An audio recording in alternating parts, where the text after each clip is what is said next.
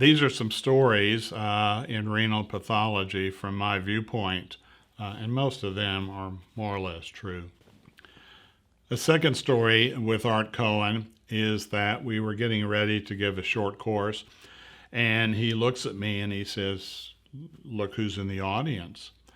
And I said, "Well, who?" And he goes, "Dr. Karen Sorger." And I said, "Who in the heck is Karen Sorger?" And he looks at me and said, "Well, aren't you giving the post-infectious glomerulonephritis talk?" And I said, "Yes." And he said, "You don't know Karen Sorger's work?" And I go, "No." And he said, "Well, she's come out with this new classification of immunofluorescence in acute proliferative glomerulonephritis that includes mesangial, capillary wall, and a Garland effect."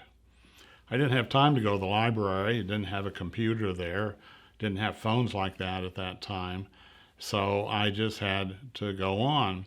But when I got to that part of the lecture, immunofluorescence of what we then call post-infectious glomerulonephritis, I took the microphone to her and let her talk about it.